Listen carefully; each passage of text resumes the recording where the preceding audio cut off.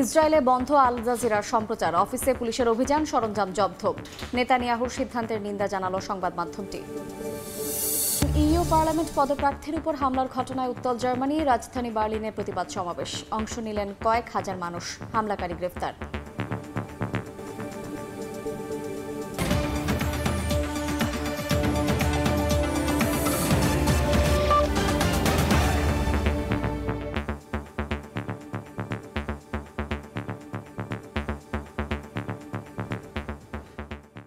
আন্তর্জাতিক সময়ের সঙ্গে আছি আমি শায়লা রহমান ইমা।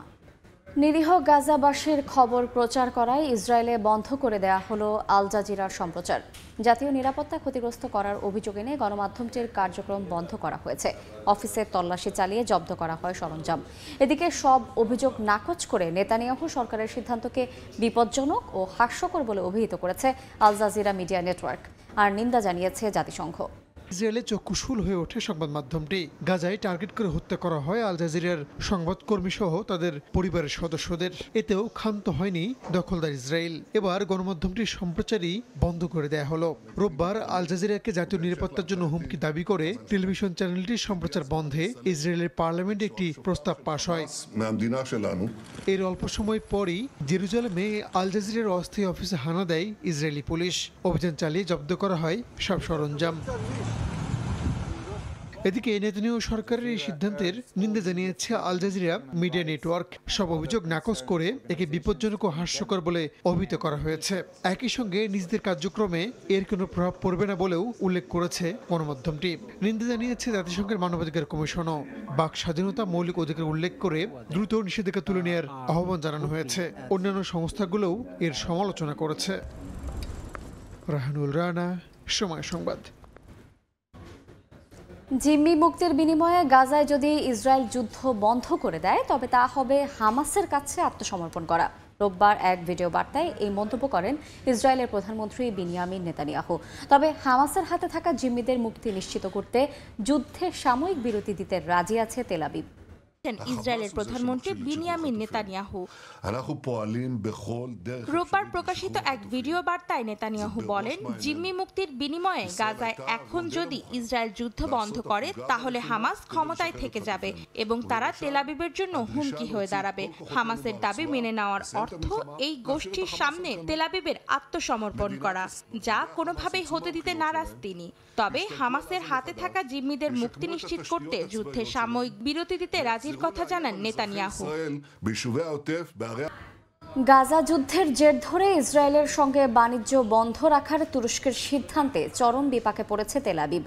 আঙ্কারার ঘোষণার 3 দিন পর এমনই আভাস দিয়েছে ইসরায়েলের স্থানীয় সংবাদ মাধ্যম। এতে বলা হয়, তুরস্কের বাণিজ্য বন্ধের ঘোষণায় আগামী কয়েকদিনের মধ্যে ভুগতে শুরু করবে নেতানিয়াহু সরকার।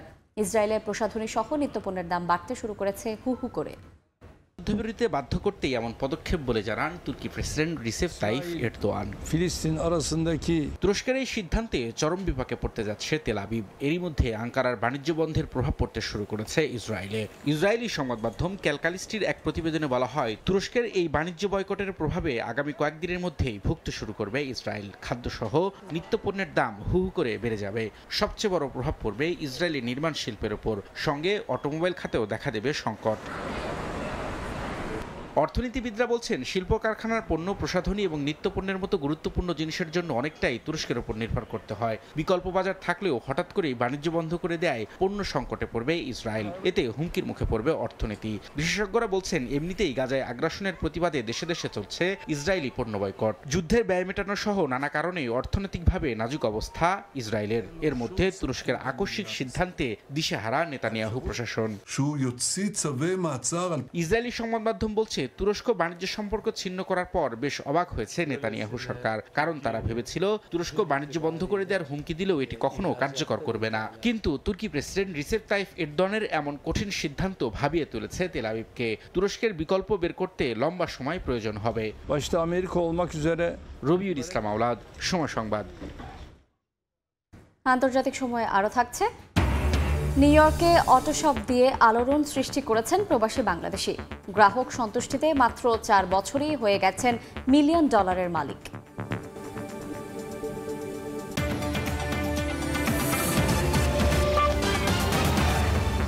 শিখ নেতা হত্যার ঘটনায় কানাডায় 3 ভারতীয় গ্রেফতারের ঘটনায় অবশেষে মুখ খুলল নয়াদিল্লি। দেশটির পররাষ্ট্রমন্ত্রী এস জয়শঙ্কর বলেছেন, রাজনৈতিক চাপের কারণেই ভারতের উপর দায় চাপানোর চেষ্টা করছে অটোয়া। অভিযুক্তরা কোনো গ্যাংয়ের হয়ে কাজ করতে পারে বলেও দাবি তার। তবে কানাডার পুলিশ কি বলে সেজন্য অপেক্ষা করছে ভারত। এ সময় পাঞ্জাবিদের সংগঠিত অপরাধের জন্য কানাডাকে দায়ী করেন জয়শঙ্কর। কানাডার ভ্যানকুভার শহরের কাছে গুরুদুয়ারার বাইরে সন্ত্রাসীদের গুলিতে নিহত খালিস্তানপন্থী শিখ নেতা হরদীপ সিং নিজ্জার হত্যাকাণ্ড নিয়ে গেল বছর 18 জুন থেকে তলানিতে দিল্লি অটোয়া সম্পর্ক। এ ঘটনায় জড়িত সন্দেহে গেল শুক্রবার 3 ভারতীয়কে গ্রেফতার করে কানাডা। এতে আরও একবার আলোচনায় নিজ্জার হত্যা ইস্যু। নতুন করে তাতে ঘি ঢালল ভারতের পররাষ্ট্রমন্ত্রীর বক্তব্য। এ বিষয়ে শনিবার এস জয়শঙ্কর বলেন, অভিযুক্তরা কোনো গ্যাংয়ের হয়ে কাজ করতে পারে, তবে কানাডার পুলিশ কি বলে সেজন্য অপেক্ষা করছে ভারত। তিনি আরও বলেন, ভারত থেকে সংগঠিত অপরাধ বিশেষ করে পাঞ্জাবের কর্মকাণ্ডকে পরিচালিত করার সুযোগ দেয় কানাডা। দেশটিতে নিযুক্ত ভারতীয় হাইকমিশনার সঞ্জয় ভার্মা বলেন, 3 জনকে গ্রেফতারের বিষয়ে সার্বক্ষণিক তথ্য রাখা হচ্ছে। এটি অটোয়ার অভ্যন্তরীণ বিষয়। তাদের পুলিশ অবশ্যই স্বচ্ছতার মাধ্যমে তদন্ত সাপেক্ষে প্রতিবেদন দেবে। হলিউডের ব্যবসা সফল ও অস্কার জয়ী সিনেমা টাইটানিক খ্যাত অভিনেতা বার্নার্ড হিল মারা গেছেন। স্থানীয় সময় রোববার ভোরে 79 বছর বয়সে মারা যান তিনি। তার মৃত্যুর খবর ছড়িয়ে পড়ার পর সামাজিক মাধ্যমে অনেকেই সমবেদনা জানিয়েছেন।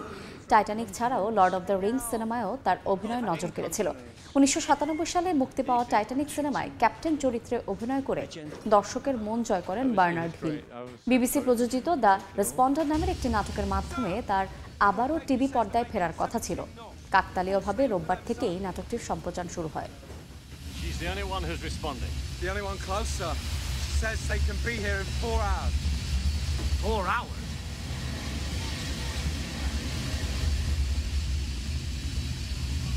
Thank you, Bride.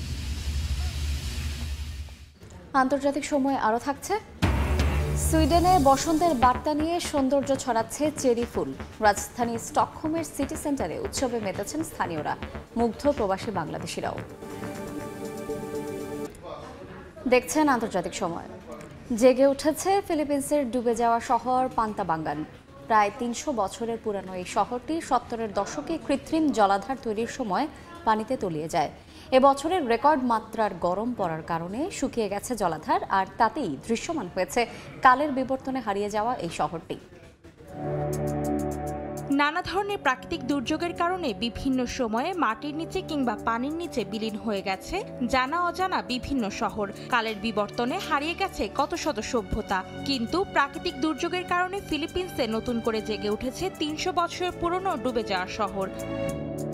দক্ষিণ পূর্ব এশিয়ার দেশ ফিলিপিন্সে এবছর রেকর্ড মাত্রায় গরম পড়েছে, যে কারণে দেশের প্রায় অর্ধেক জায়গা জুড়ে দেখা দিয়েছে খরার মতো প্রাকৃতিক দুর্যোগ। এল নিনোর প্রভাবে বেড়েছে গরমের তীব্রতা, শুকিয়ে যাচ্ছে জলাধারের পানি। এতে নতুন করে দৃশ্যমান হয়েছে পানিতে তলিয়ে যাওয়া একটি শহরের ধ্বংসাবশেষ। বড় একটি বাঁধের পানি আংশিক শুকিয়ে যাওয়ার পর জেগে উঠেছে শহরটি। ফিলিপিন্সের পান্তাবাঙ্গান নামের ওই শহর 300 বছরের পুরনো। 1970-এর দশকে পানি সংরক্ষণের জন্য কৃত্রিম জলাধার তৈরির সময় এটি পানিতে তলিয়ে যায়। আবহাওয়া যখন অনেক শুষ্ক ও গরম থাকে তখন বাঁধের পানি শুকিয়ে শহরটি কখনো কখনো দৃশ্যমান হয়ে ওঠে, যা বিরল ঘটনা। ফিলিপিন্সের বাঁধগুলো দেখভালকারী রাষ্ট্রীয় সংস্থার প্রকৌশলী মার্লন পালাদিন বলেন, তলিয়ে যাওয়া শহরটি আগে জেগে উঠলেও এবারের মতো এতটা দৃশ্যমান হয়নি কখনোই। ফিলিপিন্সের সরকারি হিসাব অনুযায়ী 70 দশকে নির্মিত জলাধারটির পানির স্বাভাবিক উচ্চতা 221 মিটার। তবে এখন পানির স্তর প্রায় 50 মিটার নিচে নেমে গেছে। বৃষ্টি না হয় গেল মার্চ থেকেই ডুবে যাওয়া শহরটির ধ্বংসাবশেষ দৃশ্যমান হতে শুরু করে। এদিকে শহরটি নতুন করে জেগে ওঠায় তা দেখতে যাচ্ছেন পর্যটকেরা। শহরটির অবস্থান রাজধানী ম্যানিলা থেকে প্রায় 202 কিলোমিটার উত্তরে। অন্তরা সেন, সময় সংবাদ। দেখছেন আন্তর্জাতিক সময়। নিউ ইয়র্কে অটো শপের মাধ্যমে সেবা দিয়ে আলোড়ন সৃষ্টি করেছেন প্রবাসী এক বাংলাদেশি। গ্রাহক সন্তুষ্টিতে মাত্র 4 বছরেই হয়ে গেছেন $1 মিলিয়ন মালিক। স্বল্প খরচে ভালো সেবা পাওয়ার কথা জানান গ্রাহকরা। এই উদ্যোক্তা জানান, যুক্তরাষ্ট্রে গাড়ি টেকনিশিয়ান হিসেবে সুযোগ রয়েছে বিপুল কর্মসংস্থানের। সপ্তাহে আয়ের সুযোগ রয়েছে $2000। নিউ ইয়র্ক ঘুরে এসে কাজল আব্দুল্লাহর রিপোর্ট। রাস্তার দুপাশে সারি সারি গাড়ি দেখে যে কারো মনে হতেই পারে পার্কিং করে রাখা আছে গাড়িগুলো, কিন্তু বাস্তবে অপেক্ষমান মেরামতের জন্য। যুক্তরাষ্ট্রের নিউ ইয়র্কের লং আইল্যান্ড সিটিতে কয়েক বছর ধরে BD auto repair and collision নামে গাড়ি সার্ভিস পয়েন্ট করে তুলেছেন বাংলাদেশি যুবক আলমগীর হোসাইন। প্রয়োজন আর কম খরচে ভালো সার্ভিস দেয় মন কেড়েছেন গাড়ি ব্যবহারকারীদের। পার্টসের যে দাম বলে এক্স্যাক্টলি ওই দামই রাখেন এবং যে চার্জ করেন সেটাও রিজনেবল অ্যান্ড গুড প্রাইস। এর আগে আমি আরেক গিরিতে কাজ করাইতাম গাড়ি, তো এখানের তুলনায় এখানে আমি মনে করি যে এই সার্ভিসের কোনো তুলনা হয় না। আমি এই প্রতিষ্ঠানের জন্মলগ্ন থেকে আমি এখানে গাড়ি নিয়ে আসি। মার্সিডিজ, টয়োটা, হোন্ডা থেকে টেসলা অত্যাধুনিক বিভিন্ন ব্র্যান্ডের নিত্য নতুন মডেলের গাড়ি মেরামত ও রং পরিবর্তন করে নতুনত্ব নিয়ে আসা হয় কারখানাটিতে। তারা যদি কোনো রকম কোনো প্রবলেম থাকে এগেন আসে, আমরা আবার এগেন ওকে করে দেই। শুধু দক্ষতা নয়, স্বকীয়তা আর মননশীলতা থাকায় নিজের ক্যাশ কাউন্টার সাজিয়েছেন একটি গাড়ির অংশ দিয়েই। এই উদ্যোক্তা জানান প্রতিটি গাড়ি মেরামত করেন নিজের ভেবেই। আর এ খাতে কর্মসংস্থানের সুযোগ রয়েছে যুক্তরাষ্ট্র জুড়েই। যে কেউ এ পেশায় অভিজ্ঞতা অনুযায়ী সপ্তাহে আয় করতে পারেন $600 থেকে $2000। একটা গাড়ি যখন আমার শপের গেটটা ক্রস করে ভেতরে চলে আসে, আমি তখন মনে করি যখন চাবিটা হস্তান্তর করা হয় আমার কাছে, তখন এই গাড়িটা আমার। তখন আমি দেখি আমার গাড়িতে আমি কী করব। এই সেক্টরে কাজের সুযোগ সুবিধাও অনেক আছে এবং বাংলাদেশ থেকে এই লাইনে যদি আরেকটু ভালো করে শিখে আসা হয় তাহলে কাজের কোনো অভাব হবে না। প্রতিদিন এই অটো শপে 30 থেকে 35টি গাড়ি সার্ভিস দেয় 18 জন দক্ষ কর্মী। কাজের চাপ বৃদ্ধি পাওয়ায় নতুন কর্মসংস্থানের কথা জানান কর্তৃপক্ষ। সততা, কর্মদক্ষতা আর পরিশ্রমের মাধ্যমে যে সাফল্যের সিঁড়ি বেয়ে উপরে ওঠা যায় তার উজ্জ্বল দৃষ্টান্ত নিউ ইয়র্কে বাংলাদেশি এই মোটর ওয়ার্কশপটি, যা বিদেশের মাটিতেও বাংলাদেশের মুখ উজ্জ্বল করছে বলে মনে করছেন সংশ্লিষ্টরা। নিউ ইয়র্ক থেকে কাজল আব্দুল্লাহ, সময় সংবাদ, যুক্তরাষ্ট্র। পরিবেশ রক্ষায় আয়ারল্যান্ডে চালু হয়েছে ডিপোজিট রিটার্ন স্কিম নামে একটি প্রকল্প, যেখানে প্লাস্টিক, অ্যালুমিনিয়াম বা ইস্পাত থেকে তৈরি যে কোনো পানীয় বোতল ক্রয় করলে দিতে হয় বাড়তি টাকা, আর সেই টাকা গ্রাহককে ফেরত দেয়া হবে পাত্রটি অক্ষত অবস্থায় ফেরত দিলে। এমন প্রকল্পকে সাধুবাদ জানিয়েছেন দেশটিতে বসবাসরত প্রবাসী বাংলাদেশিরা। আয়ারল্যান্ড থেকে সৈয়দ জুয়েলের রিপোর্টে বিস্তারিত। আয়ারল্যান্ডে গড়ে প্রতিদিন প্রায় 5 মিলিয়ন পানীয় একক ব্যবহারের বোতলে খাওয়া হয়ে থাকে, যার অধিকাংশই 150 মিলি থেকে 3 লিটারের পাত্র। ব্যবহারের পরে বোতল যত্রতত্র ফেলে দেওয়ার সংখ্যাও কম নয়, আর এতে করে পরিবেশ হুমকির মুখে পড়ছে। এমন অবস্থায় আয়ারল্যান্ড সরকার এ থেকে পরিত্রাণ পেতে নিয়েছে দারুণ এক স্কিম, যার নাম ডিপোজিট রিটার্ন স্কিম। এই স্কিমে 150 মিলি থেকে 500 মিলি পর্যন্ত 15 সেন্ট ও 500 থেকে 3 লিটারের বেশি পাত্রের পানীয় ক্রয় করলে 25 সেন্ট পর্যন্ত দোকানে বাড়তি জমা দিতে হবে। রিটার্ন লোগো সহ যে সকল স্থানে পানীয় বিক্রি করে সে সকল দোকান বা নির্ধারিত দোকানগুলোতে ব্যবহার শেষে বোতলটি অক্ষত অবস্থায় ফেরত দিয়ে জমা দেওয়া অর্থ ফেরত নেওয়া যাবে। যে দোকান থেকে পানীয় ক্রয় করা হয়েছে সেখানেই ফেরত দেওয়ার কোনো বাধ্যবাধকতা নেই। দেশটির সরকার জানিয়েছে এই স্কিমে ব্যাপকভাবে আবর্জনা হ্রাস পাবে ও পরিবেশের উন্নতি ঘটবে। রাস্তার ধারে, সমুদ্র সৈকত থেকে শুরু করে বিভিন্ন স্থানে প্লাস্টিক, অ্যালুমিনিয়াম, ইস্পাত সৃষ্ট আবর্জনা থেকে মুক্ত হবে পরিবেশ। অন্যদিকে সিট ডাউন রেস্টুরেন্টে ক্রয়ে এসব পানীয়র জন্য ডিপোজিট ফি চার্জ করবে না, কারণ তারা নিজেরাই পানীয়ের পাত্র সংগ্রহ করে অর্থ ফেরত দিতে পারবে। পরিবেশ রক্ষায় এমন স্কিম অনেক গুরুত্বপূর্ণ, তাই সরকারের প্রশংসা এখানের বাংলাদেশিদের মুখেও।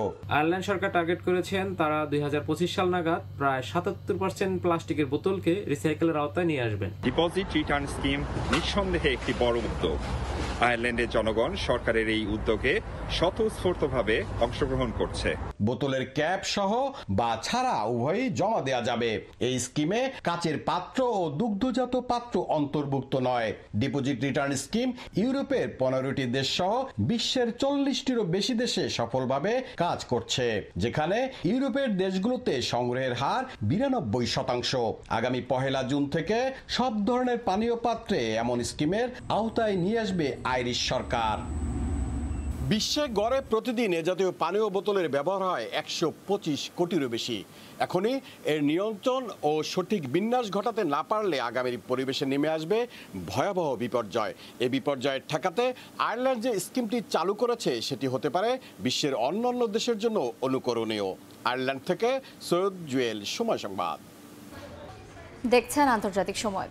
শীত প্রধান সুইডেনে বসন্তের বার্তা নিয়ে সৌন্দর্য ছড়াচ্ছে চেরি ফুল। বছরের এই সময়টাতে রাজধানী স্টকহোমের সিটি সেন্টারে চেরি ফুলের বাগানকে কেন্দ্র করে উৎসবে মাতেন সুইডিশ ছাড়াও বিভিন্ন দেশের থেকে যাওয়া পর্যটকরা। সুইডেন থেকে চেরি ফুলের উৎসবের খবর জানাচ্ছেন শফিউল আলম।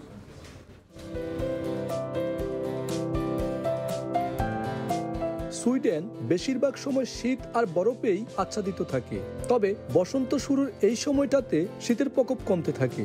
এই সময়ে মুগ্ধতা ছড়ায় ক্ষণিকের ফোঁটা সাদা গোলাপি চেরি ফুল, যা জানান দিচ্ছে ঋতুরাজ বসন্তের। সাধারণত সুইডেনে মার্চের শেষ এবং এপ্রিলের প্রথম দিকে স্বর্গীয় সৌন্দর্য নিয়ে আবির্ভাব ঘটে চেরি ফুলের, তবে এবছর কিছুটা দেরিতেই এসেছে ফুল।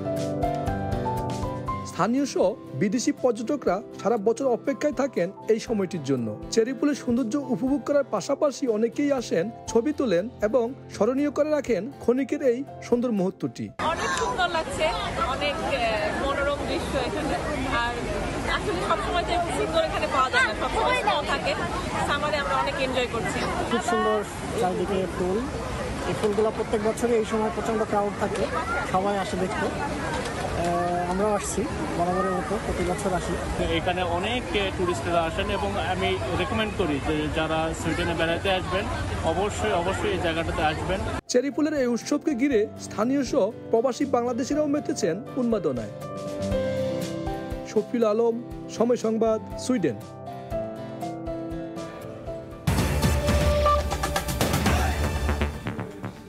এই ছিল আন্তর্জাতিক সময়ে। সময় সংবাদের সঙ্গে থাকবেন সহকর্মী মাহাদি ইসলাম ধ্রুব। ইমা, আপনাকে ধন্যবাদ। সময় সংবাদ নিয়ে ফিরছি কিছুক্ষণ পরে, সঙ্গে থাকুন সময়।